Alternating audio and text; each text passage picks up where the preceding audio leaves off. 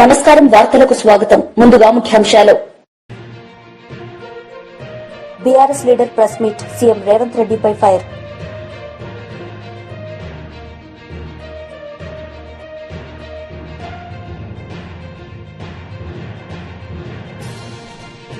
YSRCP leader press meet, CM Chandrababu నాయుడుపై fire.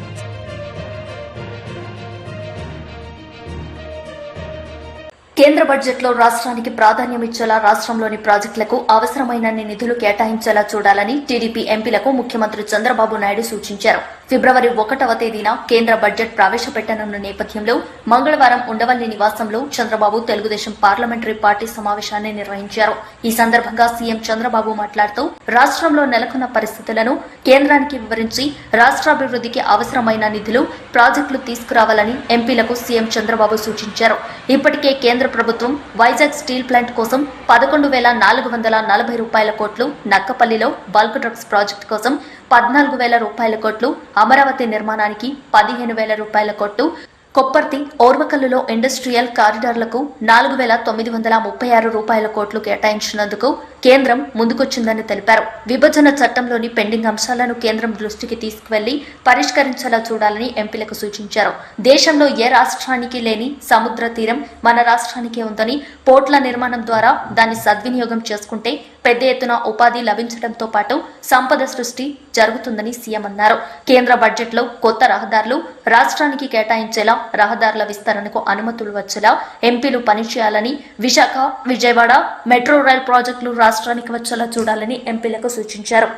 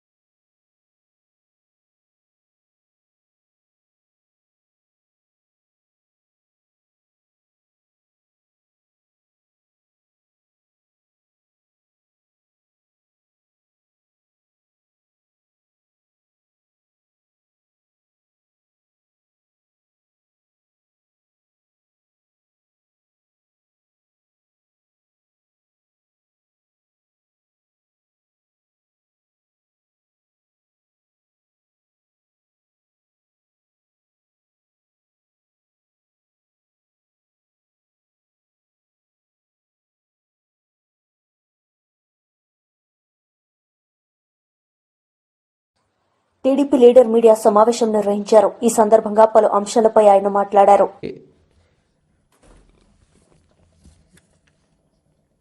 చాలా 4,140 కోట్ల పైన ఉన్నాయి. ఈరోజు తీసుకున్న పరిస్థితుల్లో ఈ 7 నెలల్లోనే 5 సంవత్సరాల అభివృద్ధిని మేము చేసి చూపించాం. సూపర్ 6 గురించి మాట్లాడుతున్నారు మీరు. ఒక్కొక్కటి మేము చేసుకుంటూ వస్తున్నాం. 1,000 రూపాయలు పెన్షన్ పెంచుతామన్నారు. కానీ తర్వాత ఏం చెప్పారు? విడతల వారి అన్నారు. ఆ విడతలనేదో చిడతలనేదో ఒక్కళ్ళు చెప్పకుండా ప్రజలు మోసం చేసి మీరు అధికారంలోకి వచ్చారు. కానీ ఆ 1,000 రూపాయలు పెంచడానికి మేము చేసిన 2,000, 3,000 లీటర్కి ఆప్సపాలు పడ్డారు. మొన్న ఎన్నికల ముందు 2024 మీరు జనవరిలోనే 3,000 చేయగలిగారు. మేము ఇచ్చిన మాట ప్రకారం నువ్వు చేసిన అప్పులు ఒక పక్క, నువ్వు చేసిన బకాయిలు ఒక పక్క, పెట్టిన బకాయిలు ఒక పక్క ఉన్నప్పటికి కూడాను పెన్షను 4,000 రూపాయలు ఇస్తాం. మేము అమలుపరిచాం మొదటి రోజు నుంచే.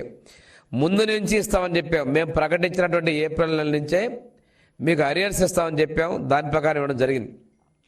ఈ భారతదేశంలో ఏ రాష్ట్రము ఇవ్వనంత విధంగా అత్యధిక మొత్తంలో పెన్షన్ ఇస్తున్నటువంటి ప్రభుత్వం చంద్రబాబు నాయుడు ముఖ్యమంత్రిగా ఉన్నటువంటి ఎన్డీఏ ప్రభుత్వం అనే విషయాన్ని మీరు గమనించుకోవాలి.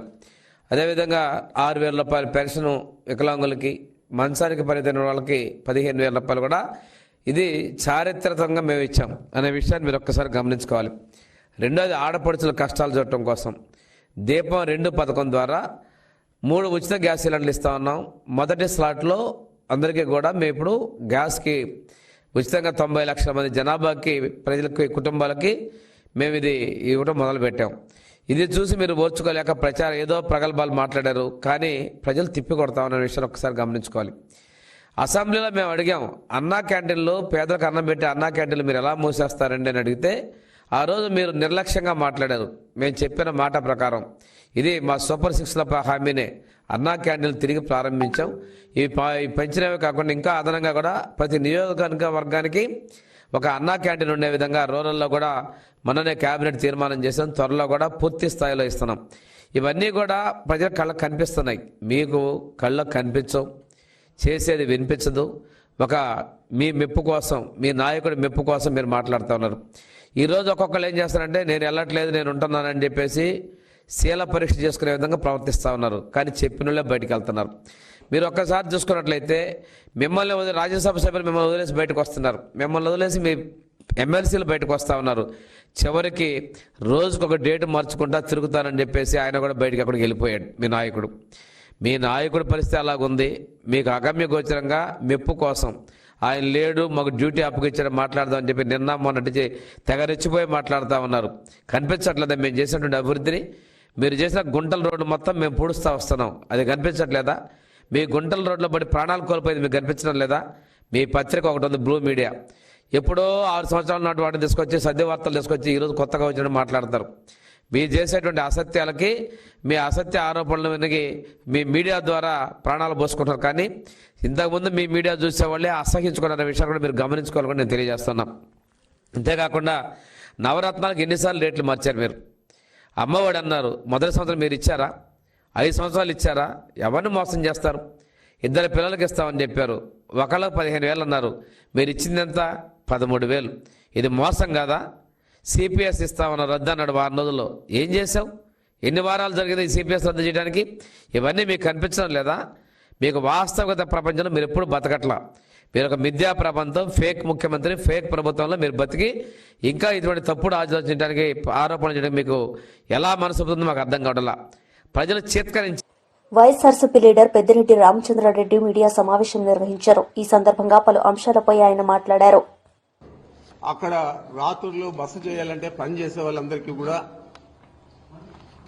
ఒక సెక్యూర్డ్ ప్లేస్ ఉండాలని చెప్పి ఆ రోజే మేము అక్కడ కట్టడం జరిగింది. ఆ తర్వాత అప్పుడే మామిడి చెట్లు పెట్టడం జరిగింది. దాదాపు 24-25 సంవత్సరాలు అయితే ఈరోజు మళ్ళా అది అటవీ భూమి అన్యాక్రాంతం అయిపోయిందని చెప్పి మాట్లాడడం జరుగుతోంది. మీకు ఒకటే నేను తెలియజేస్తా ఉన్నాను, కిరణ్ కుమార్ రెడ్డి ముఖ్యమంత్రిగా ఉన్నప్పుడు వెంకటరమణారెడ్డి అని చెప్పి ఏదైతే ఒక తెలుగుదేశం పార్టీ నాయకుడు ఉన్నాడో అతను ఆ రోజు ముఖ్యమంత్రికి కంప్లైంట్ ఇస్తే కిరణ్ కుమార్ రెడ్డి దాని మీద సర్వే చేయించి అదంతా కూడా రెవెన్యూ వాళ్ళు, ఫారెస్ట్ వాళ్ళు జాయింట్ సర్వే చేసి ఇది ప్రైవేట్ ల్యాండ్, ఇది ఫారెస్ట్ డిపార్ట్మెంట్కి సంబంధం లేదని కూడా తేల్చడం జరిగింది. అదే మళ్ళా 2014లో అదే వెంకటరమణారెడ్డి మళ్ళా చంద్రబాబుకు పిటిషన్ ఇస్తే ఆ పిటిషన్ ద్వారా మళ్ళా ఎంక్వైరీ చేయించి మళ్ళా అదే తేల్చడం జరిగింది. వాళ్ళు హైకోర్టులో కూడా వెంకటరమణారెడ్డి వేస్తే హైకోర్టులో కూడా దాని మీద ఉత్తర్వులు ఇవ్వకుండా డిస్మిస్ చేయడం జరిగింది. మరి ఈరోజు ఆ భూమిని 23 ఎకరాలు 75 ఎకరాలు కావాలంటే ఎలాగా ఇచ్చాడు ఇతను సెటిల్మెంట్ డైరెక్టర్. మరి ఆ భూమి ఎక్స్టెంట్ కూడా 75 acres 74 సెంట్స్ అని ఇచ్చారు. సర్వే నెంబర్లు వచ్చి 295, 296 అని ఇచ్చారు. మరి ఇంత క్లియర్గా ఇచ్చాడు. ఇచ్చేదే కాకుండా ఫారెస్ట్ గెజెట్ ఉంటుంది. ఫారెస్ట్ గెజెట్లో 1968లోనే అది వాళ్ళు పక్కకు పెట్టేశారు. ఆ ఫారెస్ట్ గెజెట్ కూడా మీకు చూపిస్తా ఉన్నాను. ఇది ఫారెస్ట్ గెజెట్.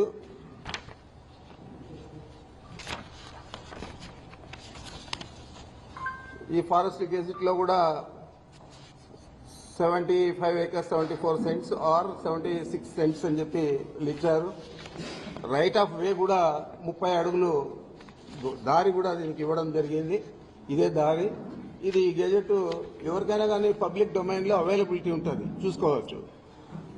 అదేవిధంగా ఈ రోడ్డు వేసేదానికి అంతకుముందు అయితే కార్ట్ ట్రాక్ కూడా అది మనం పక్కా రోడ్డు వేసేదానికి కూడా మేము అప్లికేషన్ పెడితే అక్కడున్న డ్వెల్లింగ్స్కు వీటికన్నిటికీ కలిపి అక్కడున్న రైతులకంతా కూడా అవసరం అని చెప్పి ఆ రోజు మన అంటే కాంపిటెంట్ అథారిటీ అంటే ఫారెస్ట్ డిపార్ట్మెంట్ PCCF ఢిల్లీతో సంప్రదించి వాళ్ళ పర్మిషన్ తీసుకొని 27/6/22లో బ్లాక్ టాప్ రోడ్ వేసుకోవచ్చని చెప్పి పర్మిషన్ కూడా ఇచ్చింది. మరి ఆ ఎక్స్టెంట్ కూడా ఈ విధంగా ఉంది. దీనంతా కూడా అభూత కల్పనలతో రాసి ఒక అబద్ధాన్ని 10 సార్లు 20 సార్లు చంద్రబాబు ఏ విధంగా చెప్తాడో ఆ విధంగా ఈ పచ్చ పత్రికలు పచ్చ మీడియా అంతా కూడా చెప్పి దీన్నంతా కూడా గ్లోబల్స్ ప్రచారంగా చేసి మా వ్యక్తిత్వ హననాన్ని చేపట్టే విధంగా ఈ పత్రికలు మీడియా చేస్తూ ఉన్నాయి. తప్పకుండా వీళ్ళ మీద గతంలోనే మేము చర్యలు తీసుకున్నాం. చిత్తూరు కోర్టులో ఒక మీడియా సంస్థ మీద 50 కోట్లకు, ఈనాడు ఈటీవీ మీద ఒక 50 కోట్లకు నష్టపరిహారానికి కూడా పరువు నష్టపరిహారానికి కూడా వేసాం. మళ్ళా దీని మీద కూడా వేయడం జరుగుతుందని కూడా తెలియజేస్తా ఉన్నాను. మరి ఆయన తానా అంటే ఉప ముఖ్యమంత్రి గారు పవన్ కళ్యాణ్ గారు తందానా అంటాడు. అప్పుడే ఏదో జరిగిపోయింది, మొత్తం దోచేశారు, దీని మీద ఎంక్వైరీ చేస్తా ఉన్నాం, తగిన చర్యలు తీసుకుంటామని చెప్పాడు. ఇదే పెద్ద మనిషి ఎన్నికల ముందే చెప్పాడు 40,000 కోట్లు ఇసుకలో దందా చేశాడు పెద్దిరెడ్డి, 40,000 కోట్లు దోచేశాడని చెప్పారు. మరి ₹1 తినింటే ₹1 దోచేస్తుంటే ఎందుకు కానీ యాక్షన్ తీసుకోలేదని అడుగుతా ఉన్నాను. ఏ విధమైన యాక్షన్ తీసుకోకుండా మా ఫైల్స్ చూస్తే తెలుస్తుంది మీకు ఏం రాశాను నేను అని చెప్పి. మరి ఆ విధంగా రాసినాను కాబట్టి ఈరోజు నన్ను ఏది ఎదిరించలేకుండా దాని గురించి మాట్లాడడం లేదు. ఇదే పెద్ద మనిషి ఆ రోజు ఎన్నికల్లోనే నేను రెడ్ శాండిల్ అంతా కూడా ఎక్స్పోర్ట్ చేశాను, ఆయన చేసిందంతా కూడా నేపాల్లో పట్టుబడింది, దాని మీద మేము అధికారంలోకి వస్తానే చర్యలు తీసుకుంటానని చెప్పాడు ఇదే పవన్ కళ్యాణ్ గారు. మరి నువ్వు ఫారెస్ట్ మంత్రి అయ్యావు, ఉప ముఖ్యమంత్రి అయ్యావు, మరి నేపాల్కి పోయి ఎందుకు గాను అక్కడ ఉన్న రెడ్ శాండిల్ తెచ్చి నేను చేస్తుంటే నా మీద ఎందుకు యాక్షన్ తీసుకోలేదని అడుగుతా ఉన్నాను. ఏది కూడా లేకుండా ఒక వ్యక్తిత్వ హననాన్ని చేపట్టే విధంగా ఈ ప్రభుత్వంలో ఉన్న పెద్ద మనుషులందరూ కూడా పనిచేస్తూ ఉన్నారు. ఈ రాష్ట్ర ప్రజలందరూ కూడా గమనించాలని నేను కోరుతా ఉన్నాను. మీ అందరికీ తెలుసు మదనపల్లి బీఆర్ఎస్ లీడర్ మీడియా సమావేశం నిర్వహించారు. ఈ సందర్భంగా పలు అంశాలపై ఆయన మాట్లాడారు. ఈ పార్టీ ముఖ్యమంత్రి ఇండియాలో లేదన్నట్టుగా ఆయన వ్యవహార శైలి ఉన్నది. రాష్ట్ర ప్రభుత్వాన్ని నడిపేటువంటి క్రమంలో అభివృద్ధిని కాంక్షించేటువంటి ఏ ప్రభుత్వం అయినా చాలా ఎంఓయూలు చేసుకుంటుంది. అందులో చేసుకున్నటువంటి ఎంఓయూలన్నీ కూడా అమల్లోకి వచ్చినటువంటి దాఖలా గతంలో లేదు, ఈరోజు కూడా ఉండదు. 1,82,000 కోట్లు ఎంఓయూలు చేసుకోవడమే పెట్టుబడులు తరలి వచ్చినట్టుగా ఆయన భ్రమిస్తూ ఉన్నాడు. అయితే ఇదే సందర్భంగా ఈ ఎంఓయూల విషయంలో చంద్రబాబు నాయుడు గారు సమైక్య ఆంధ్రప్రదేశ్కు ఈరోజు ఆంధ్రప్రదేశ్ రాష్ట్రానికి ముఖ్యమంత్రిగా కొనసాగినటువంటి వ్యక్తి, అనేక సందర్భాల్లో అనేక ఎంఓయూలు చేసుకున్నటువంటి వ్యక్తి. ఎంఓయూల విషయంలో చంద్రబాబు నాయుడు గారి కామెంట్ ఏంటంటే దావోస్లో జరిగేది ఓన్లీ నెట్వర్కింగ్ మాత్రమే, అంతకుమించి అక్కడ ఏమీ ఉండదు అని ఆయన అంటున్నాడు. ఇక ఈరోజు ముఖ్యమంత్రి రేవంత్ రెడ్డి గారి డిప్యూటీ సీఎం గారైనటువంటి బట్టి విక్రమార్క గారు వారంటున్నటువంటి మాట ఏంటంటే ఎంఓయూలు అన్నీ ఎక్స్ప్రెషన్ ఆఫ్ ఇంట్రెస్ట్ మాత్రమే అని అంటా ఉన్నారు. ఒకవైపు అభిప్రాయాలు వాస్తవాలు ఆ రకంగా ఉంటే ఈ దేశంలో ఏ రాష్ట్ర ముఖ్యమంత్రి ఎన్నడూ దేని విధంగా ఇంత పెద్ద ఎత్తున ఎంఓయూలు చేసుకున్నాం, ఈ పెట్టుబడులు వచ్చినటువంటి భ్రమింపజేసేటువంటి మాటలు ముఖ్యమంత్రి మాట్లాడుతూ ఉన్నాడు. ఇదే ముఖ్యమంత్రి గడిచిన సంవత్సరం కూడా దావోస్లో ఎంఓయూలు చేసుకున్నారు. ఆ రోజు వాళ్ళు చేసుకున్నటువంటి ఎంఓయూల విలువ 40,000 కోట్లు. దాంట్లో ఇప్పుడు మాకున్నటువంటి సమాచారం ప్రకారం 10-12,000 కోట్లు మాత్రమే మెటీరియలైజ్ అయినాయి. ఇదొక భాగం అయితే ఇందులో ఇంకొక గొప్ప కోణం ఏంటంటే మొన్న అక్కడ ఎంఓయూలు చేసుకున్నటువంటి వాళ్ళల్లో మనకు సంబంధించినటువంటి వాళ్ళు రామ్కి కావచ్చు, మేఘా కావచ్చు ఇటువంటి సంస్థలన్నీ కూడా ఇక్కడికి సంబంధించినవి. వీళ్ళు కూడా పెద్ద ఎత్తున అక్కడ ఎంఓయూలు చేసుకున్నారు. అంటే ఫిగర్ ఎక్స్పోజ్ చేయడానికి మాత్రమే తప్ప ఇది రేవంత్ రెడ్డి గారు నేను గొప్పగా కార్యక్రమాలు చేస్తున్నా అనేటువంటి దాన్ని నమ్మించడం కోసం ఈ రకంగా చేస్తూ ఉన్నాడు. అసలు జరుగుతున్నది ఏంది? ఆంధ్ర రాష్ట్రంలో వారు ముఖ్యమంత్రి అయి తెలంగాణలో కాంగ్రెస్ ప్రభుత్వం ఏర్పడి 13 మాసాలు గడిచిపోయినాయి. వాళ్ళు గతంలో ఇచ్చినటువంటి హామీలు, కాంగ్రెస్ పార్టీ అంటే నిన్న మొన్న వచ్చినటువంటి రాజకీయ పార్టీ కాదు, ప్రభుత్వాలు కూడా ఆ పార్టీకి కొత్త కాదు. దేశానికి స్వాతంత్రం వచ్చినటువంటి అనంతరం ఈ దేశాన్ని అత్యధిక రాష్ట్రాలు అత్యధిక కాలం పాలించింది కాంగ్రెస్ పార్టీ. ఈ దేశాన్ని పాలించింది కూడా కాంగ్రెస్ పార్టీ. అటువంటి పార్టీ అధికారంలోకి రావడం కోసం తెలంగాణ రాష్ట్రాన్ని అనేక రకాలుగా, రాష్ట్రం ఏర్పడక ముందు తెలంగాణ ప్రాంతాన్ని సర్వనాశనం చేయడంలో ఘనమైనటువంటి పాత్ర పోషించినటువంటి పార్టీ కాంగ్రెస్ పార్టీ. తెలంగాణ సర్వనాశనం చేస్తే, తెలంగాణ అనలేని పరిస్థితులు తీసుకొస్తే, తెలంగాణ రాష్ట్ర ఏర్పాటు కోసం ఒక పార్టీని స్థాపించి 14 సంవత్సరాలు పోరాటం చేసి తెలంగాణ రాష్ట్రాన్ని సాధించి 10 సంవత్సరాలు యావత్ దేశం ఔరా అనేటువంటి పాలన అందించినటువంటి కేసీఆర్ గారి నుండి అధికారాన్ని చేజిక్కించుకోవడం కోసం వాళ్ళు ఇచ్చినటువంటి హామీలు అన్నీ ఇన్ని కాదు. 100 రోజుల్లో ఇస్తామన్నటువంటి హామీలు ఉన్నాయి. మొత్తం మీద వెరసి అన్ని కలిపి 420 హామీలు ఉన్నాయి. ఇవన్నీ ఈ సంవత్సర కాలంలో ముఖ్యమంత్రి పదవి ప్రమాణ స్వీకారం చేసిన మరుక్షణమే అమలు చేస్తారు. టీడీపీ లీడర్ మీడియా సమావేశం నిర్వహించారు. ఈ సందర్భంగా పలు అంశాలపై ఆయన మాట్లాడారు. అర్థమవుద్ది ఏ విధంగా వైసీపీ ప్రభుత్వము పిల్లల జీవితంతో ఈ రాష్ట్రంలో గత 5 సంవత్సరాల్లో ఆడుకున్నారో మనకు అర్థమవుతా ఉంది. ఇంటర్మీడియట్ మీరు చూస్తే 2019లో 72% పాస్ అయితే 2023 వచ్చేతలకే కేవలము 61% పాస్ అయినారు. అంటే ఎంత పడిపోయిందో పాస్ రేటు ఇంటర్మీడియట్లో మనం చూడొచ్చు. అదే 10th క్లాస్ చూస్తే 2019లో 94.88 అంటే దాదాపు 95% పాస్ అయితే 2023కు వచ్చేతలికే 72% పాస్ అయిన శాతము. అంటే ఎంత డ్రాప్ అయిపోయిందో చూడండి. 10th క్లాస్ అయితే విపరీతంగా మోర్ దెన్ 23% పాస్ రేట్ పడిపోయింది. అంటే ఎంత నిర్వీర్యం చేస్తారో మనకు అర్థమవుతూ ఉంది. తర్వాత బుక్ రీడింగ్ క్లాస్ 3 స్టూడెంట్స్ మీరు చూస్తే 2022లో 16% ఉంటే అది 2024 వచ్చేతలికే 23.4% బుక్ రీడింగ్ చేయలేని పరిస్థితిలో పిల్లలు ఉండేరు అని చెప్పి అర్థమవుతా ఉంది.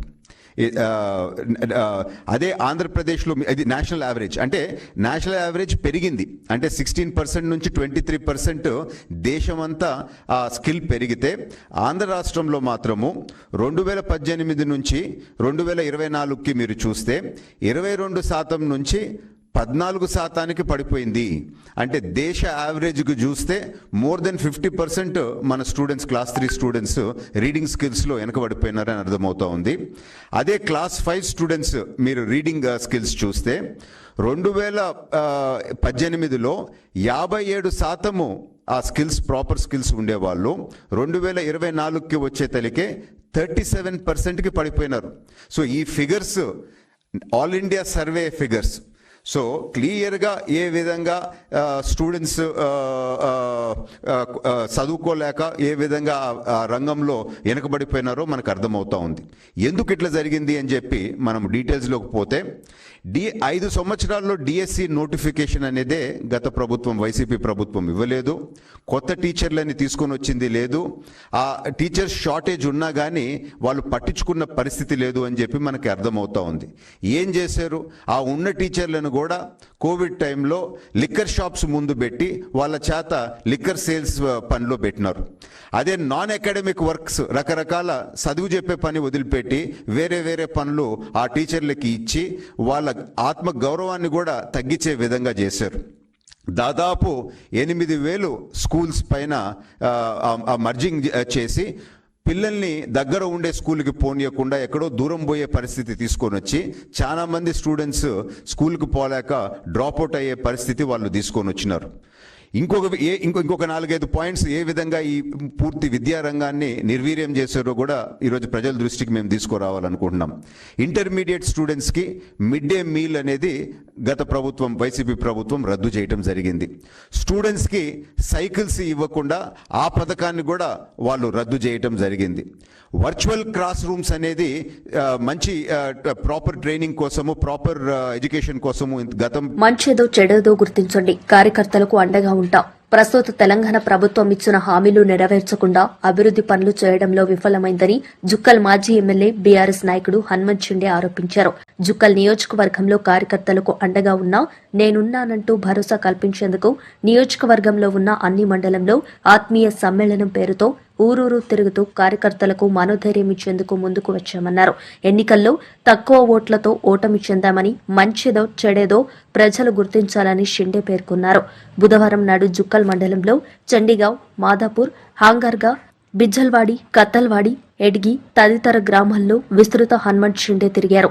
ఆయన వెంట పార్టీ శ్రేణులు పాల్గొన్నారు. పనులు కాలేదు, కానీ 2 టర్ములలో నాతోని అయినంత, ఎందుకంటే ఈ ప్రాంతంలో పుట్టినటువంటి బిడ్డ, మీ మండలంలో డోన్గాం గ్రామంలో పుట్టినటువంటి బిడ్డ కాబట్టి ఏ గ్రామానికి ఏం కావాలి, ఈ మండలానికి ఏం కావాలి, ఈ నియోజకవర్గానికి ఏం కావాలి అనేది నాకు ఎంతో కొంత తెలుసు కాబట్టి నాకు తోచినన్ని చేయగలిగిన. 2 టర్ములు ఎమ్మెల్యేగా ఉండి ప్రభుత్వంలో ఉండి కొన్ని పనులు చేసినాం. ఈ ఒక్క టర్ము మన ప్రభుత్వం వచ్చి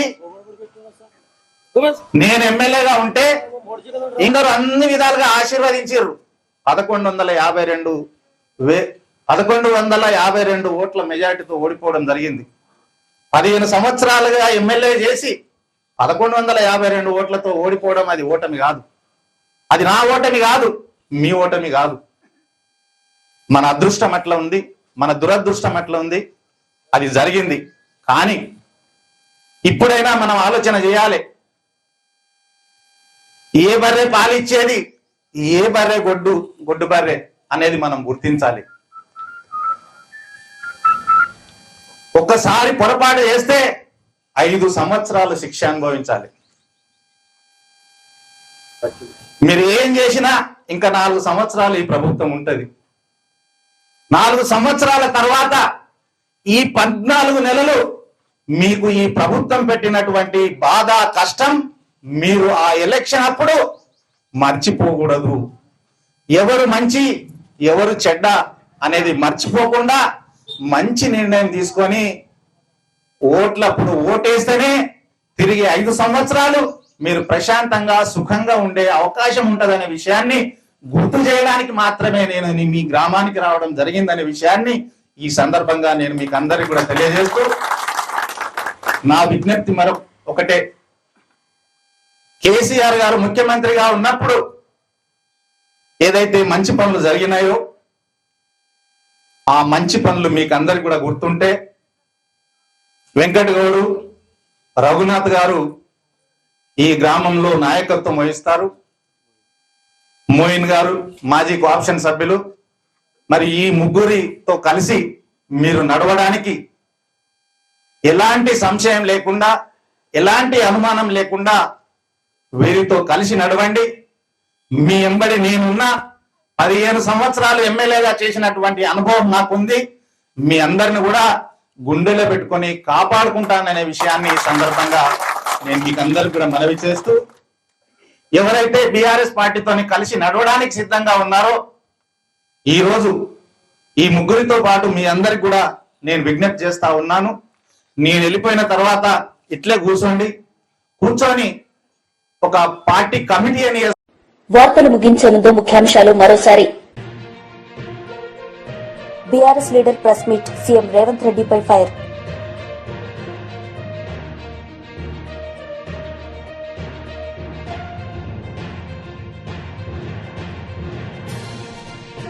YSRCP leader press meet CM Chandrababu నాయుడుపై ఫైర్.